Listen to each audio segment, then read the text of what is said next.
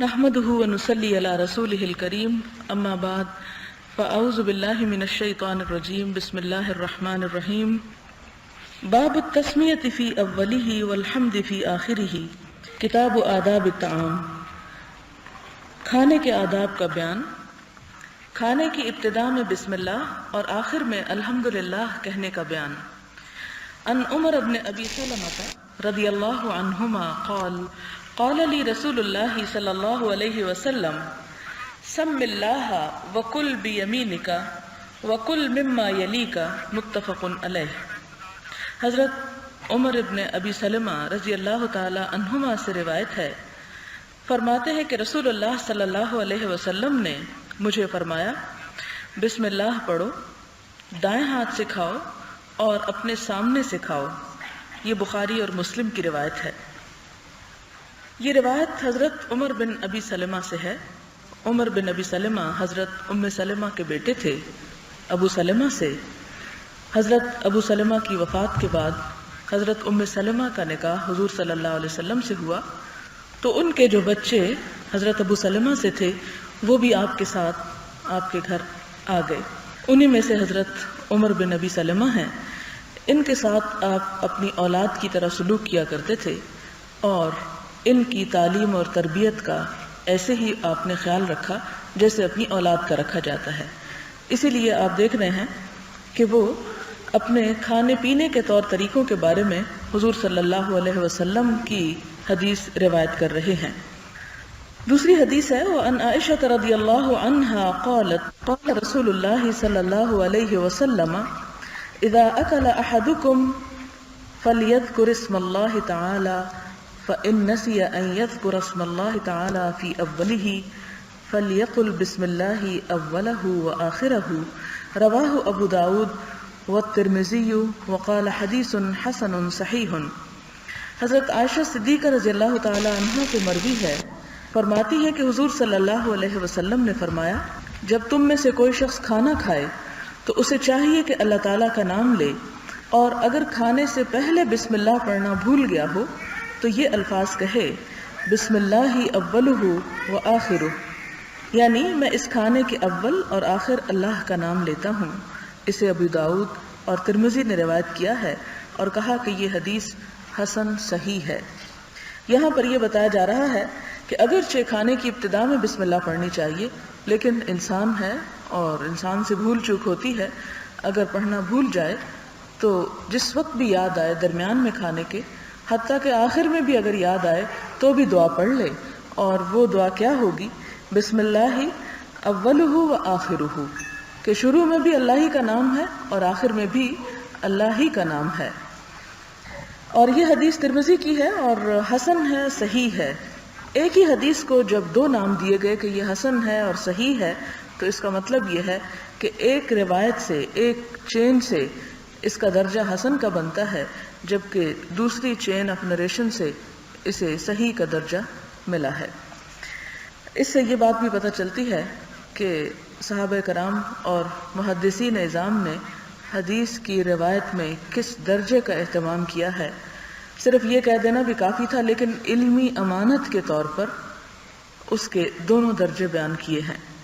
اگلی حدیث ہے وعن جابر رضی اللہ عنہ قال سمعت رسول اللہ صلی اللہ علیہ وسلم يقول اذا دخل الرجل بيته فذكر الله تعالى عند دخوله وعند طعامه قال الشيطان لأصحابه لا مبيت لكم ولا عشاء واذا دخل فلم يذكر الله تعالى عند دخوله قال الشيطان ادركتم المبيت وَإِذَا لَمْ يَذْكُرِ اللَّهَ تَعَالَى عِنْدَ طَعَامِهِ قَالَ أَدْرَكْتُمُ الْمَبِيتَ وَالْعَشَاءَ رواہ مسلم۔ حضرت جابر رضی اللہ تعالی عنہ سے مروی ہے، فرمایا میں نے حضور صلی اللہ علیہ وسلم کو یہ فرماتے ہوئے سنا ہے جب آدمی گھر میں داخل ہو اور داخل ہوتے وقت اور کھانا کھاتے وقت اللہ کا ذکر کرے تو شیطان اپنے چیلوں سے کہتا ہے یہاں تمہارے لیے نہ رات گزارنے کی جگہ ہے اور نہ رات کا کھانا ہے۔ اور جب آدمی گھر میں داخل ہو اور داخل ہوتے وقت اللہ کا ذکر نہ کرے تو شیطان کہتا ہے تمہیں رات گزارنے کے لیے جگہ مل گئی اور اگر کھانا کھاتے وقت اللہ تعالیٰ کا ذکر نہ کرے تو شیطان کہتا ہے تمہیں رات گزارنے کی جگہ بھی مل گئی اور رات کا کھانا بھی مل گیا. یعنی اس گھر میں شیطان کا راج ہوتا ہے جس میں داخل ہوتے وقت اگر اللہ کا نام نہ لیا جائے. اور اسی طرح اس کھانے میں بھی اس سے یہ تو ثابت نہیں ہو رہا اور نہ یہ کہا جا سکتا ہے کہ اگر ہم نے کھانے کے لیے دسترخوان کے اوپر 2 سالن رکھے ہوئے ہیں تو ایک غائب ہو جائے گا، یا اگر 2 روٹی رکھی ہے تو ایک غائب ہو جائے گی کیونکہ ایک شیطان لے گیا. مراد یہ ہے کہ اس کھانے کے اندر برکت ختم ہو جاتی ہے،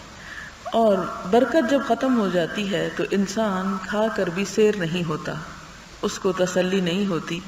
اور اگر کھانے پر کسی طرح پیٹ بھر بھی لے تو وہ کھانا پھر اس طرح جزو بدن نہیں بنتا اور انسان کی صحت اور انسان کی اس ضرورت کو پوری نہیں کرتا جو اللہ تعالیٰ نے انسان کے لیے رزق کے اندر انسان ہی کے فائدے کے لیے رکھی ہے. لہذا دین کی بنیاد عقل پر نہیں، دین کی بنیاد 5 سینسز پر نہیں کہ جو چیز ہمیں نظر آتی ہے صرف اس کو مانا جائے اور اس پر یقین کیا جائے، بلکہ دین کی بنیاد وہی پر ہے. دنیا میں جتنے علوم ہیں ان علوم کی بنیاد انسانی عقل ہے اور وہ محدود ہے. انسان دنیا کے علوم اپنے حواس سے حاصل کرتا ہے، جبکہ دین کا علم انسان اپنی عقل یا اپنے حواس کے ذریعے حاصل نہیں کرتا، یا اس کی بنیاد انسانی تجربہ نہیں ہوتی کہ مثال کے طور پر کوئی 1000 لوگوں نے یہ تجربہ کیا اور آخر میں یہ ثابت ہوا کہ وہ کھانا جو بسم اللہ پڑھ کر کھایا گیا اس کا فائدہ یہ نکلا. کوئی اس پر ریسرچ نہیں کی گئی اور اس کے نتیجے میں یہ سب کچھ نہیں کہا جا رہا، بلکہ براہ راست ڈائریکٹ شارٹ کٹ اللہ تعالیٰ کی طرف سے انسان کے فائدے کے لیے یہ سب چیزیں بتا دی گئیں. لہذا ان معاملات میں شک کرنا اور یہ سمجھنا کہ چونکہ ہماری عقل میں نہیں آ رہی بات اس لیے ہم اس کو مانتے نہیں، یہ بات ایمان کے منافی ہے. جب انسان یہ کہہ دیتا ہے کہ رضیت باللہ ربا وبالاسلام دینا وبمحمد نبیا، کہ میں اللہ تعالیٰ کے رب ہونے پر ایمان لے آیا، راضی ہو گیا، اور دین اسلام کے دین ہونے پر راضی ہو گیا، اور محمد صلی اللہ علیہ وسلم کے نبی ہونے پر راضی ہو گیا، تو پھر اس راضی ہونے کا مطلب یہ بنتا ہے کہ انسان وہاں پر جو کچھ دیکھے، جو کچھ وہاں سے پائے، اس پر ایمان لے آئے، اسے قبول کر لے، خواہ وقتی طور پر اس کی عقل اس بات کو تسلیم کرے یا نہ کرے. پھر اس کے بعد یہاں پر جیسے کھانے کی بات کے ساتھ ساتھ رات گزارنے کی جگہ شیطان کو مل گئی، تو اس کا مطلب یہ ہے، شیطان کو رات گزارنے کی جگہ سے مراد یہ ہے کہ انسان مختلف طریقے سے شیطان کی زد میں ہوتا ہے، اور اس میں ایک طریقہ یہ بھی ہے کہ انسان کی نیند اور انسان کے سونے میں شیطان کی خلل اندازی اور خوابوں کی شکل میں دہشت اور خوف، یعنی اس کے مختلف مظاہر ہو سکتے ہیں. اگلی حدیث ہے وعن حذیفہ رضی اللہ عنہ قال كنا اذا حضرنا مع رسول الله صلی اللہ علیہ وسلم طعاما لم ندع ایدینا حتى يبدأ رسول الله صلی اللہ علیہ وسلم فيدع يده وإنا حضرنا معه مرة طعاما فجاءت جارية كأنها تدفع فذهبت لتدع يدها في الطعام فأخذ رسول الله صلى الله عليه وسلم عليه بيدها ثم جاء أعرابي كأنما يدفع فأخذ بيده فقال رسول الله صلى الله عليه وسلم إن الشيطان يستحل الطعام ألا يذكر اسم الله تعالى عليه وإنه جاء بهذه الجارية ليستحل بها فأخذت بيدها فجاء بهذا الأعرابي ليستحل به فأخذت بيده والذي نفسي بيده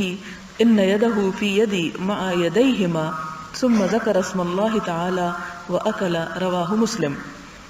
حضرت حذیفہ رضی اللہ تعالی عنہ سے مروی ہے، فرمایا جب ہم حضور صلی اللہ علیہ وسلم کے ساتھ کھانے میں شریک ہوتے تو ہم اپنے ہاتھ کھانے میں نہ ڈالتے جب تک کہ رسول اللہ صلی اللہ علیہ وسلم اپنا دست مبارک کھانے میں نہ ڈالتے. یعنی بہت بڑے ادب اور اخلاق کی بات سکھائی گئی کہ ایک ہی کھانے پر اگر مختلف طرح کے لوگ، مختلف درجوں کے لوگ، مختلف حیثیتوں کے لوگ شامل ہوں تو سب سے پہلے ابتدا اس کو کرنی چاہیے جو ان میں سب سے بلند مرتبہ رکھتا ہو، بلند حیثیت رکھتا ہو. تو حضور صلی اللہ علیہ وسلم صحابہ کرام کے ساتھ جب کھانا کھاتے تو سب سے پہلے آپ کھانے کی ابتدا کرتے برکت کے لیے، ایک دن ہم حضور صلی اللہ علیہ وسلم کے ساتھ کھانے میں شریک تھے کہ ایک لڑکی آئی، گویا کہ اس کو دھکیل کر لایا جا رہا ہے، وہ اپنا ہاتھ کھانے میں ڈالنے لگی تو آپ نے اس کا ہاتھ پکڑ لیا۔ پھر ایک اعرابی آیا، گویا اس کو بھی دھکیل کر لایا جا رہا ہے تو آپ صلی اللہ علیہ وسلم نے اس کا ہاتھ بھی پکڑ لیا۔ پھر حضور صلی اللہ علیہ وسلم نے فرمایا، اگر کھانے پر اللہ تعالیٰ کا نام نہ لیا جائے تو شیطان اس کھانے کو اپنے لیے حلال سمجھتا ہے، سو وہ اس لڑکی کو لے آیا تاکہ اس کے ذریعے کھانے کو حلال کرے، تو میں نے اس کے ہاتھ کو پکڑ لیا۔ پھر اس اعرابی کو لایا کہ اس کے ذریعے کھانے کو اپنے لیے حلال کرے، تو میں نے اس کا ہاتھ بھی پکڑ لیا۔ اس ذات کی قسم جس کے قبضہ قدرت میں میری جان ہے، اس شیطان کا ہاتھ بھی ان دونوں کے ہاتھوں کے ساتھ میرے ہاتھ میں ہے۔ پھر آپ نے اللہ تعالیٰ کا نام لیا اور کھانا تناول فرمایا۔ یعنی کھانے کی حرمت اور کھانے کی برکت میں سے یہ بات ہے کہ جب تک بسم اللہ نہ پڑھی جائے، اس کا ڈھکن نہ اٹھایا جائے یا اس کی ابتدا نہ کی جائے، اور کسی بھی بڑے سے ابتدا کرانے کا مطلب یہ ہے کہ وہ پراپر طریقے سے اس کا افتتاح کرے۔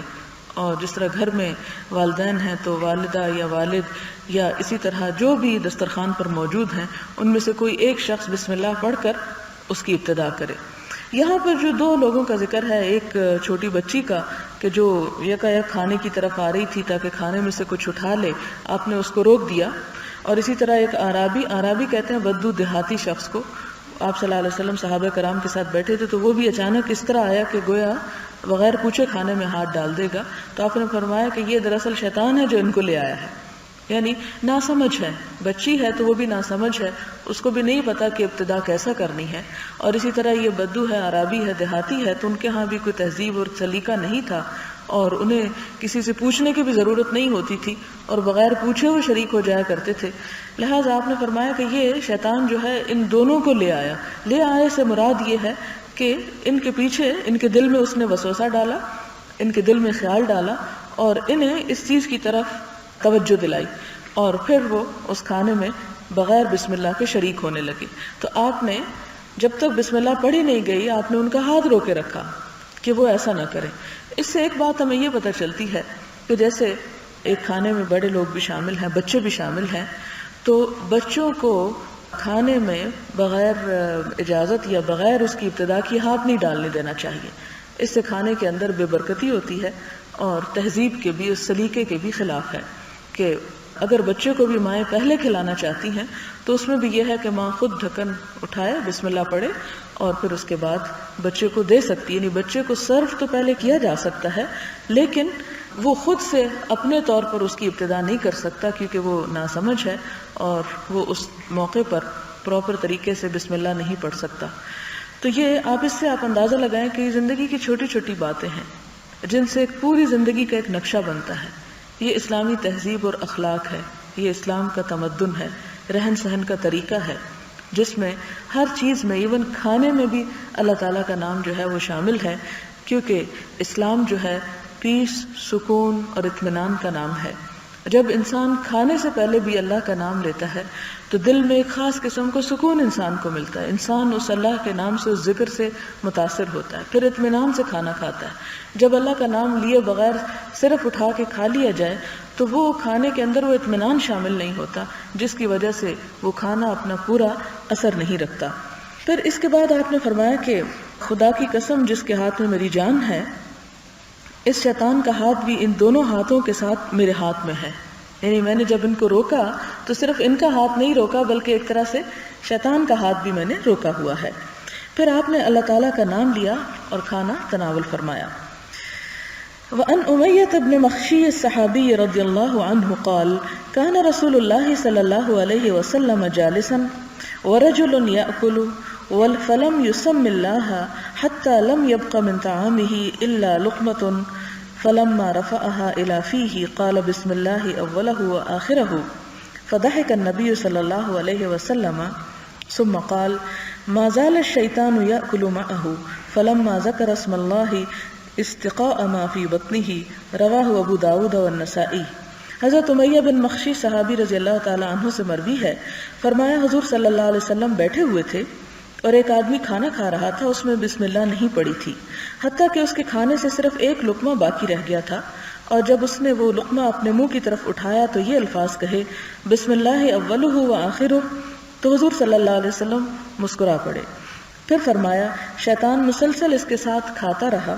اور جب اس شخص نے اللہ تعالیٰ کا نام لیا تو شیطان کے پیٹ میں جو کچھ تھا اس نے نکال دیا، یعنی اس کو پھر وہ نصیب نہیں ہوا. یہاں مجھے ایک بات یہ بھی یاد آ رہی ہے کہ عموماً ہم بزرگوں سے سنتے تھے کہ کھانا پکاتے ہوئے اس میں سے بار بار چکھو نہیں،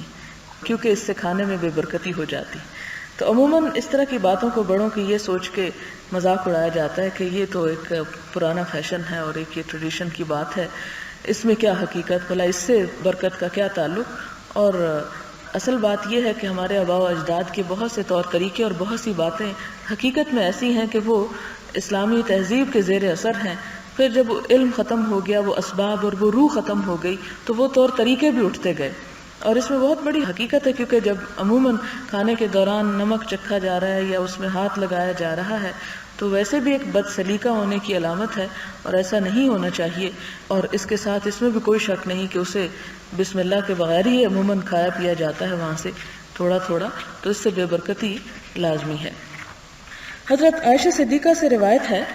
کہ فرمایا رسول اللہ صلی اللہ علیہ وسلم اپنے 6 صحابہ کے ساتھ کھانا کھا رہے تھے. ایک اعرابی آیا اور سارا کھانا 2 لقموں میں کھا گیا. حضور صلی اللہ علیہ وسلم نے فرمایا بلا شبہ اگر یہ شخص بسم اللہ پڑھتا تو یہ کھانا تمہیں کافی ہو جاتا. یعنی کھانے کی کوانٹٹی تو نہیں بڑھتی یا کم ہوتی، لیکن لوگوں کی طبیعت سیر ہو جاتی ہے، اور بسم اللہ نہ پڑھنے کی وجہ سے اگر انسان زیادہ بھی کھا لے تو یوں ہے کہ جیسے اس نے کچھ کھایا نہیں. وعن ابی امامہ رضی اللہ عنہ ان النبی صلی اللہ علیہ وسلم کان اذا رفع مائدته قال الحمد للہ حمدا کثیرا طیبا مبارکا فیہ غیر مکفی ولا مستغنا عنہ ربنا. رواہ البخاری. بخاری کی روایت ہے، حضرت ابو امامہ رضی اللہ تعالی عنہ سے مروی ہے کہ حضور صلی اللہ علیہ وسلم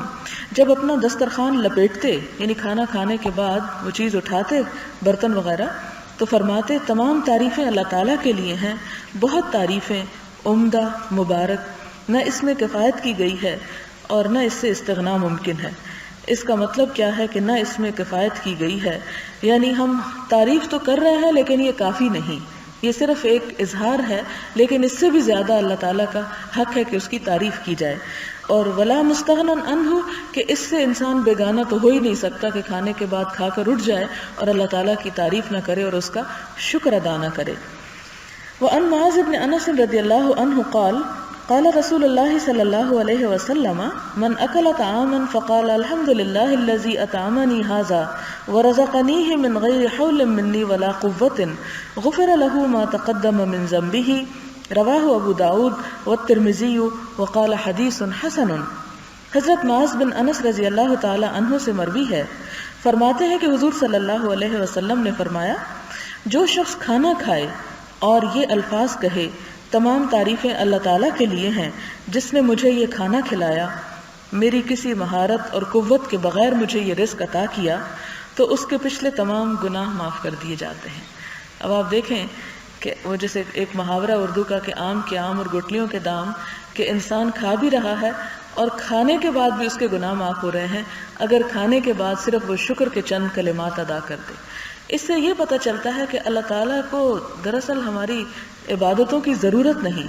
اسے یہ دیکھنا ہے کہ ہمارا دل کتنا اس کی طرف لگا ہوا ہے اور کتنا شکر گزار ہے. اور اس کا یہ وعدہ ہے لئن شکرتم لازیدنکم، اگر تم شکر ادا کرو گے تو میں تمہیں اور بھی زیادہ عطا کروں گا. بعض لوگ کہتے ہیں کہ جی اللہ تعالیٰ کا وعدہ تو ہے کہ شکر ادا کرو گے تو زیادہ عطا کروں گا، لیکن ہم دیکھتے ہیں کہ دنیا میں تو کچھ بھی نہیں بڑھتا نظر آتا. تو بات یہ ہے کہ اللہ تعالیٰ کے نزدیک صرف دینے کی جگہ دنیا نہیں ہے، بلکہ جو کچھ وہ وہاں دے گا اسے تو کبھی بھی ختم نہیں ہونا اور کبھی بھی فنا نہیں ہونا. اس لیے انسان کو کسی عمل اور کسی نیک کام کو اس لیے چھوڑ نہیں دینا چاہیے کہ میں تو اتنے دن ہو گئے ہیں یہ پڑھ رہا ہوں اور ابھی اس کا کوئی نتیجہ سامنے نہیں آیا. وہ اپنے وعدے کی خلاف ورزی نہیں کرتا اور اس کا وعدہ جھوٹا نہیں ہے، وہ ضرور دے گا. اگلا باب ہے باب لا یعیب الطعام و استحباب مدحہ، کھانے میں عیب نہ نکالنے اور اس کی تعریف کرنے کے مستحب ہونے کا بیان. یعنی کھانا کھاتے ہوئے اس کے نقص نہیں نکالنے چاہیے، اگر نہ بھی پسند آئے تو اس کو برا بھلا نہیں کہنا چاہیے. یہ ایک اسلامی اخلاق کا تقاضا ہے۔ عن ابی ہریرہ رضی اللہ عنہ قال ما آب رسول اللہ صلی اللہ علیہ وسلم طعاما قط ان اشتہاہ اکلہ وان کرہہ ترکہ، متفق علیہ۔ حضرت ابو ہریرہ رضی اللہ تعالی عنہ سے مروی ہے، فرمایا حضور صلی اللہ علیہ وسلم نے کبھی کھانے میں عیب نہیں نکالا، اگر پسند فرماتے تو کھا لیتے، اگر ناپسند فرماتے تو چھوڑ دیتے، یعنی صرف چھوڑ دینا چاہیے، اس پہ ناک منہ نہیں چڑھانے چاہیے، اس پر باتیں نہیں بنانی چاہیے، کیونکہ وہ بھی دراصل ہے تو اللہ کا رزق۔ یہ تو پھر انسانوں کی نالائقی ہے کہ اسے غلط طریقے پہ پکائیں یا اچھی طرح اسے نہ استعمال کریں، لیکن اللہ تعالیٰ کو یہ بات پسند نہیں کہ وہ اتنی نعمتیں انسان کو دے اور پھر انسانی قصور کی وجہ سے وہ اس کھانے کے اندر نقص نکالے۔ وعن جابر رضی اللہ عنہ ان النبی صلی اللہ علیہ وسلم سأل اہلہ الادم فقالوا ما عندنا الا خل فدعا به فجعل يأكل ويقول نعم الادم الخل نعم الادم الخل، رواہ مسلم۔ حضرت جابر رضی اللہ تعالی عنہ سے مروی ہے کہ حضور صلی اللہ علیہ وسلم نے اپنے اہل خانہ سے سالن طلب فرمایا تو انہوں نے عرض کیا ہمارے پاس سرکے کے سوا کچھ نہیں۔ آپ نے وہی منگوایا اور کھانا شروع کیا اور فرماتے رہے سرکہ کتنا اچھا سالن ہے، سرکہ کتنا اچھا سالن ہے، یعنی چھوٹی سی چھوٹی نعمت کو بھی حقیر نہیں سمجھنا چاہیے اور اس پر بھی شکر گزار رہنا چاہیے کہ اگر وہ نہیں ملا تو کم از کم یہ تو موجود ہے۔ اگلا باب ہے باب ما یقولہ من حضر الطعام وهو صائم اذا لم یفطر، روزہ دار کھانے میں حاضر ہو اور اس نے ابھی روزہ افطار نہ کیا ہو تو کیا کہے، یعنی بہت سے لوگ کھانا کھا رہے ہیں، اتنے میں ایک ایسا شخص آ جاتا ہے کہ جس کا روزہ ہے، اب وہ کھانے میں شریک نہیں ہو سکتا، تو ایسے موقع پر کیا اخلاق سکھایا گیا۔ عن ابی ہریرہ رضی اللہ عنہ قال قال رسول اللہ صلی اللہ علیہ وسلم اذا دعی احدکم فلیجب فإن كان صائما فلیصلی وإن كان مفطرا فلیطعم، رواہ مسلم۔ حضرت ابو ہریرہ رضی اللہ عنہ سے مروی ہے، فرماتے ہیں حضور صلی اللہ علیہ وسلم نے فرمایا جب تم میں سے کسی کو دعوت دی جائے تو اسے چاہیے کہ دعوت قبول کرے، اگر روزہ دار ہو تو دعا کرے اور اگر روزے سے نہ ہو تو کھانا کھا لے، یعنی بلانے والے کے حق میں دعا کر لے اگر کھا نہیں سکتا، کیونکہ بلانے والا آخر اپنی محبت اور شوق سے بلاتا ہے اور بلانے والے کی خوشی اسی میں ہوتی ہے کہ جس کو بلایا جا رہا ہے وہ آ کر کھا لے، لیکن اگر وہ نہیں آ سکتا، دوسرے کو اس طرح خوش نہیں کر سکتا، فرمایا کہ اس موقع پر کم از کم دعا ضرور دے، یعنی اس کے لیے دعا کر دینی چاہیے، اس سے اس کی خوشی پوری ہو جائے گی۔ اگلا باب ہے باب ما یقولہ من دعی الی طعام فتبعہ غیرہ، جس شخص کو کھانے کی دعوت دی جائے اور دوسرا شخص بھی اس کے ساتھ چل دے تو وہ کیا کہے، یعنی ایک شخص کو تو بلایا گیا اور ایک اور اس کے ساتھ چل پڑا تو اب کیا کیا جائے۔ عن ابی مسعود البدری رضی اللہ عنہ قال دعا رجل النبی صلی اللہ علیہ وسلم لطعام صنعہ له خامس خمسة فتبعهم رجل فلما بلغ الباب قال له النبی صلی اللہ علیہ وسلم ان هذا تبعنا فإن شئت ان تأذن وإن شئت رجع قال بل آذن له یا رسول اللہ صلی اللہ علیہ وسلم۔ حضرت ابو مسعود البدری رضی اللہ عنہ سے روایت ہے، فرمایا ایک آدمی نے حضور صلی اللہ علیہ وسلم کو کھانے کی دعوت دی تھی جس میں آپ 5ویں تھے، یعنی 5 لوگ تھے، ایک اور آدمی بھی ان کے پیچھے چل دیا۔ جب اس شخص کے دروازے پر پہنچے تو آپ صلی اللہ علیہ وسلم نے اس سے فرمایا یہ شخص ہمارے پیچھے آ گیا ہے، اگر تم چاہو تو اس کو اجازت دے دو اور چاہو تو یہ واپس چلا جائے گا۔ اس نے عرض کیا یا رسول اللہ صلی اللہ علیہ وسلم میں اس کو اجازت دیتا ہوں، یعنی بغیر اجازت کے کسی کے کھانے میں شریک نہیں ہونا چاہیے، اور آپ اپنے حد تک تو یہ کنٹرول کر سکتے ہیں کہ بن بلائے مہمان نہ بنے، لیکن اگر آپ کو تو بلایا گیا ہے مگر آپ کے ساتھ کوئی اور شخص ہے اور وہ بھی ساتھ چل پڑا اور اسے نہیں بلایا گیا تو پھر اسے بغیر گھر والے کے پوچھے گھر میں داخل نہیں کرنا چاہیے۔ جو بھی دعوت کرنے والا ہے اس کی اجازت سے اس کو لے کے جانا چاہیے، کیونکہ اگر نہیں پوچھے گا تو سارا وقت ایک گلٹی کانشیس رہے گا کہ میں نے ایک غلط کام کیا اور شاید جو میزبان ہے اس کی نظروں میں بھی شرمندہ رہے، اور پھر اگر اس شخص کو کہے اپنی طرف سے کہ تم چلے جاؤ تو یہ بھی ایک بد اخلاقی ہے۔ تو ایسی سچویشن میں جب انسان بیچ میں پکڑا جائے تو اس کے لیے ایک وے آؤٹ بتایا گیا کہ اس صورت میں جس نے بلایا ہے اس سے اجازت طلب کر لی جائے، اگر وہ خوشی سے اجازت دے تو لے جائے، نہیں تو معاملہ اس پہ ڈال دیا جائے بھی میں تو تیار ہوں لیکن وہ تمہیں نہیں بلانا چاہتا اس لیے معذرت خواہ ہوں۔ تو اس طرح معاملہ جو ہے وہ خوش اسلوبی سے ٹل سکتا ہے۔ اگلا باب ہے باب الاکل مما یلیہ ووعظہ وتأدیبہ من یسیء اکلہ، اپنے سامنے سے کھانے اور جو صحیح طریقے سے نہ کھائے اسے تنبیہ اور تلقین کرنے کا بیان۔ عن عمر بن ابی سلمۃ رضی اللہ عنہما قال كنت غلاما في حجر رسول الله صلى الله عليه وسلم وكانت يدي تطيش في الصحفة فقال لي رسول الله صلى الله عليه وسلم يا غلام سم الله وكل بيمينك وكل مما يليك متفق علیہ۔ حضرت عمر بن ابی سلمہ رضی اللہ تعالی عنہ سے مروی ہے، فرمایا میں بچہ تھا اور حضور صلی اللہ علیہ وسلم کے زیر کفالت تھا۔ یہ وہی عمر بن ابی سلمہ جن کا پیچھے ذکر گزرا۔ میرا ہاتھ کھانے کے برتن میں گردش کرتا رہتا تھا، یعنی جیسے بچوں کی عادت ہوتی ہے کبھی سامنے سے کھا کبھی ادھر سے کبھی ادھر سے، تو سارے برتن میں گھومتا رہتا۔ تو آپ صلی اللہ علیہ وسلم نے مجھے فرمایا اے بچے بسم اللہ پڑھو، دائیں ہاتھ سے کھاؤ اور اپنے سامنے سے کھاؤ، یعنی ایک بہترین اخلاق سکھایا گیا۔ یعنی کھانا کھانے کے لیے 3 بنیادی باتیں بتائی گئی۔ نمبر 1 بسم اللہ پڑھی جائے، نمبر 2 دائیں ہاتھ سے کھایا جائے،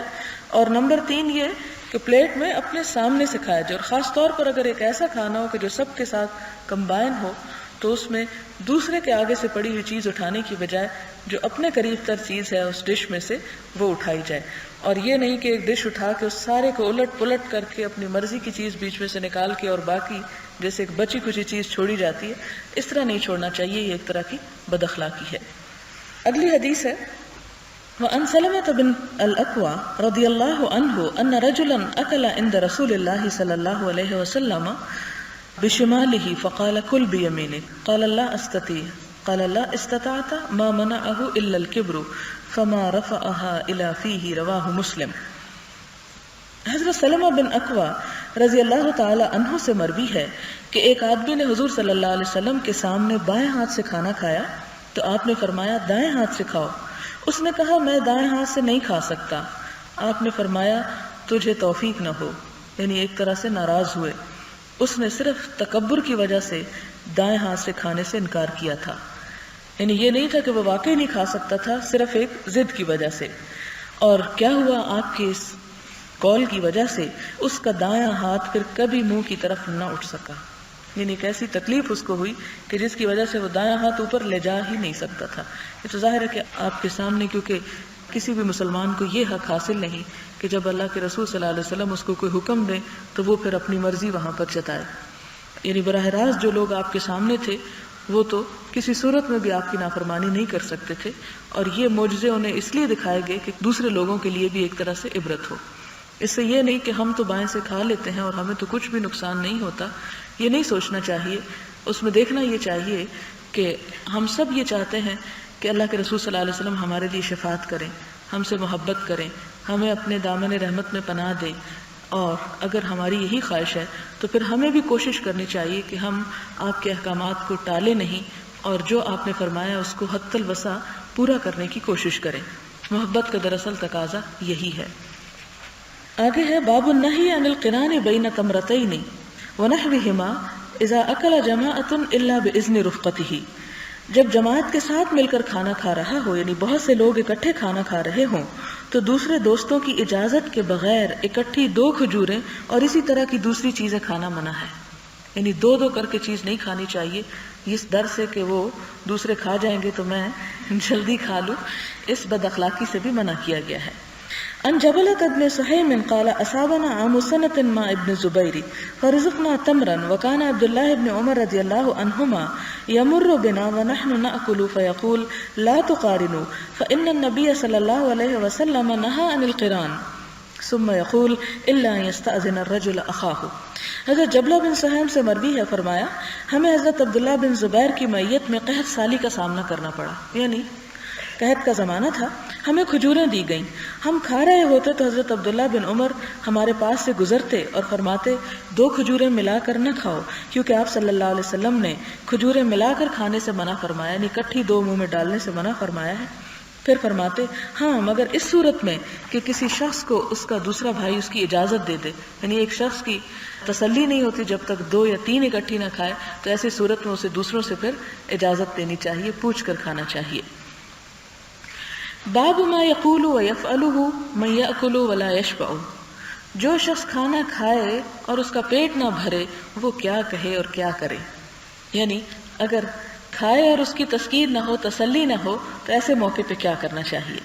ان وحشی بن حرب رضی اللہ عنہ ان اصحاب رسول اللہ صلی اللہ علیہ وسلم قالوا یا رسول اللہ انا نأکل ولا نشبع، قال فلعلکم تفترقون، قالوا نعم، قال فاجتمعوا على طعامکم واذکروا اسم اللہ یبارک لکم فیہ۔ حضرت وحشی بن حرب رضی اللہ تعالیٰ عنہ سے روایت ہے کہ صحابہ کرام رضوان اللہ علیہم اجمعین نے عرض کیا یا رسول اللہ صلی اللہ علیہ وسلم ہم کھاتے ہیں اور سیر نہیں ہوتے، یعنی پیٹ نہیں بھرتا۔ آپ نے فرمایا شاید تم علیحدہ علیحدہ کھانا کھاتے ہو۔ انہوں نے عرض کیا ہاں یا رسول اللہ۔ فرمایا اکٹھے کھانا کھایا کرو اور بسم اللہ پڑھا کرو، اس میں تمہارے لیے برکت ہوگی۔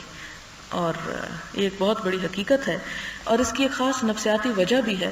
کہ جب ایک انسان دوسرے لوگوں کے ساتھ بیٹھ کر کھاتا ہے تو اسے ایک جذباتی تسکین بھی ملتی ہے، یعنی صرف کھا نہیں رہا ہوتا بلکہ ان کی کمپنی کو انجوائے بھی کر رہا ہوتا ہے، اور اس سے بھی انسان کی سیٹسفیکشن ہوتی ہے۔ دوسری بات یہ کہ جب انسان اکیلے کھاتا ہے تو صرف کھاتا ہی چلا جاتا ہے، جب دوسرے لوگ ساتھ بیٹھے ہوتے ہیں تو پھر کچھ گفتگو بھی ہو رہی ہوتی ہے، اور اس میں انسان تھوڑا تھوڑا کھا رہا ہوتا ہے، اور آپ دیکھیں کہ اگر کھانے کے درمیان تھوڑا تھوڑا وقفہ آئے تو ویسے ہی بھوک ختم ہونے لگتی ہے اور پیٹ بھرا ہوا محسوس ہونے لگتا ہے، جبکہ اکیلے میں یہ بات نہیں ہوتی۔